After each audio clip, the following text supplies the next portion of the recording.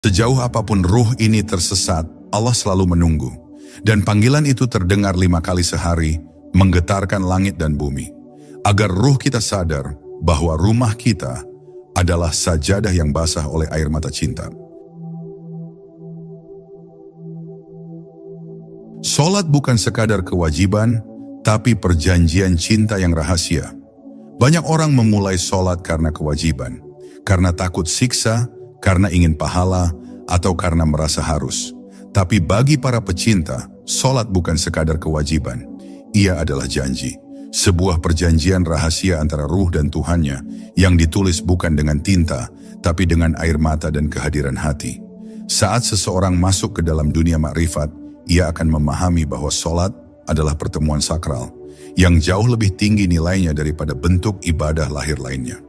Di sanalah ruh berbisik kepada sang kekasih, tanpa suara, tanpa jeda, dan tanpa jeda logika. Ia tenggelam, lebur, dan hilang dalam hadirat yang tidak terlihat, tapi begitu terasa. Para sufi menyebut salat sebagai mi'raj ruhani.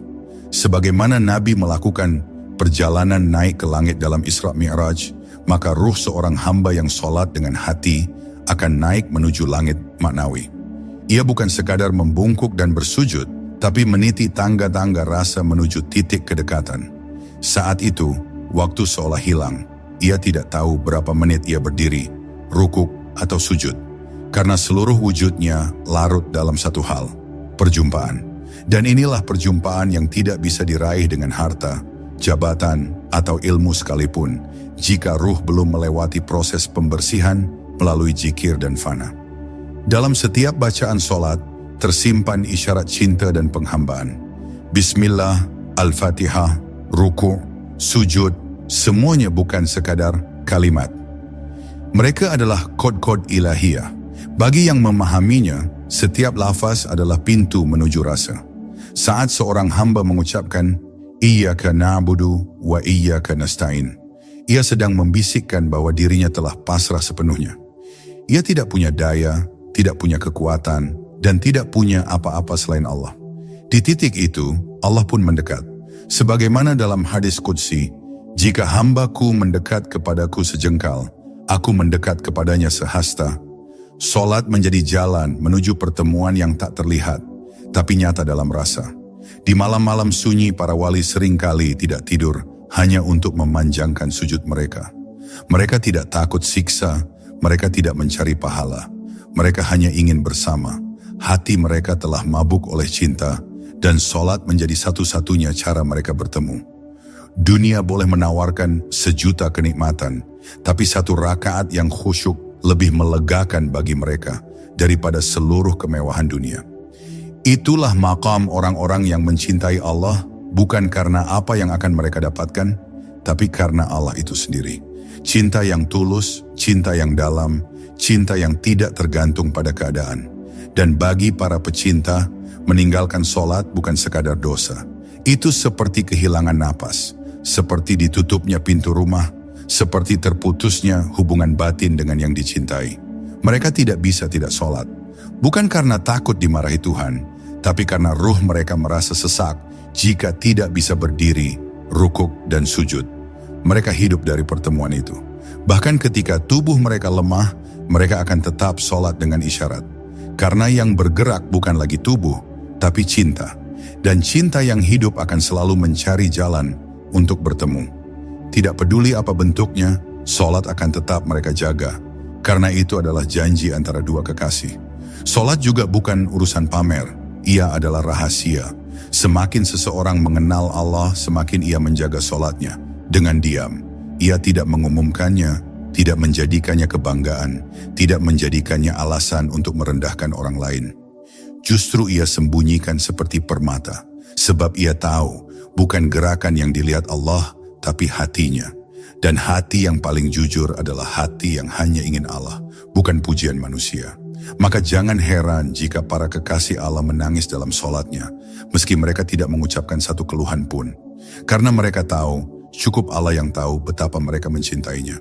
Dan inilah puncaknya, Allah tidak butuh cinta kita, tapi kita sungguh sangat butuh untuk mencintainya. Karena hanya dengan mencintai Allah lah hidup ini menjadi bermakna. Hanya dengan cinta kepada Allah lah, solat menjadi lebih dari sekadar kewajiban. Ia menjadi taman rahasia. Tempat kita duduk berdua dengan Tuhan kita, menangis, memohon, atau hanya diam menikmati kebersamaan. Maka jangan biarkan solat hanya menjadi rutinitas kering. Jadikan ia surat cinta, jadikan ia tempat pulang, jadikan ia tali yang mengikat ruh kita dengan langit. Karena dalam dunia yang penuh kegelisahan ini, hanya cinta kepada Allah lah yang menyelamatkan kita dari kehilangan arah. Saat solat menyelamatkan ruh di saat terakhir. Dalam hidup ini, kita tidak pernah tahu kapan waktu terakhir kita berdiri di hadapan Allah.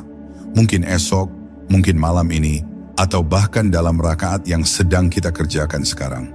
Tidak ada yang pasti, kecuali satu. Kematian adalah janji yang pasti ditepati.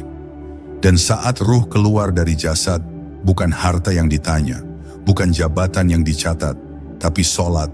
Apakah ia dijaga atau ditinggalkan? Disinilah rahasia solat menjadi genting. Ia bukan hanya soal kewajiban yang dilalaikan, tapi soal bekal ruhani saat kita melintasi batas dunia.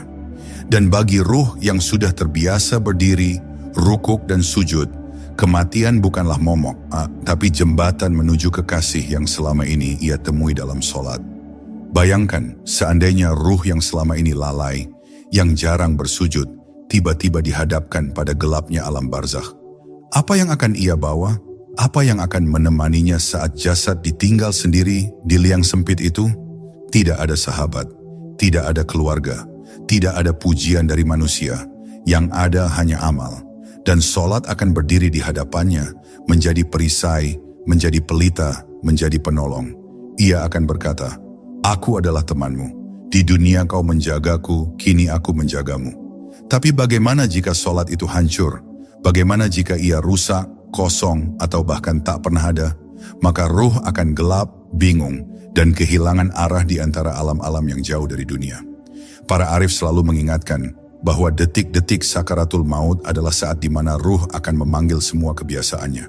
Jika selama hidup ia terbiasa sujud, maka ia akan mencari Allah bahkan dalam detik sakaratulnya. Bibirnya basah dengan zikir, matanya mengalirkan air mata rindu. Ia pergi dengan damai.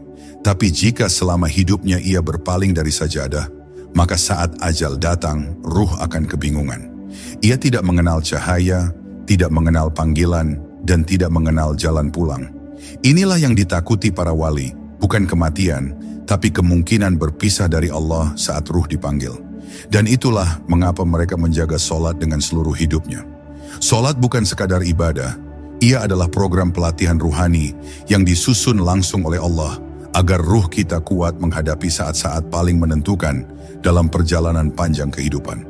Maka orang yang menjaga solat seumur hidupnya sedang menanam pelindung di hari kematian, sedang menyiapkan senjata untuk melawan gelapnya kubur, sedang menenun jembatan yang akan ia lewati menuju negeri abadi. Dan sebaliknya, orang yang meremehkan solat sebenarnya sedang membiarkan ruhnya telanjang, tanpa perlindungan, tanpa pegangan, di saat semua penolong dunia telah menghilang. Satu rakaat yang khusyuk hari ini bisa menjadi sebab keselamatanmu di akhirat. Satu sujud yang penuh air mata bisa menjadi penghapus seluruh lalai dan kesalahan. Maka jangan pernah meremehkan rakaat yang engkau kerjakan dalam letihmu. Jangan anggap kecil sujud yang engkau lakukan dalam kesendirian.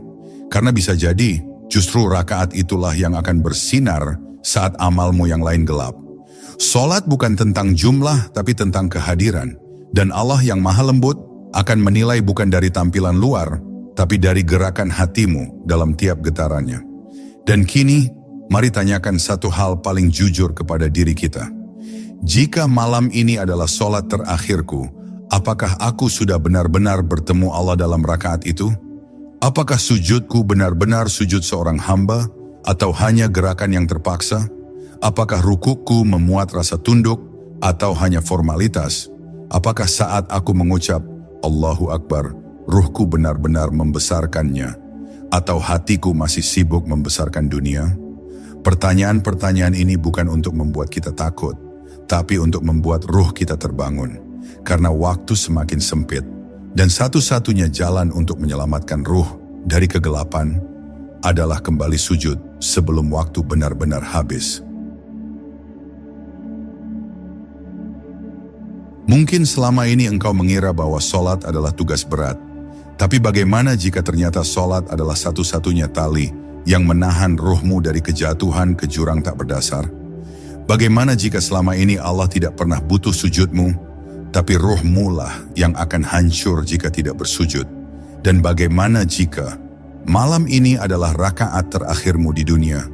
Akankah engkau mengakhirinya dengan cinta atau meninggalkannya dengan lalai? Jangan tunggu hidayah, sebab mungkin suara azan berikutnya bukan lagi panggilan, tapi pertanda bahwa waktu sudah habis.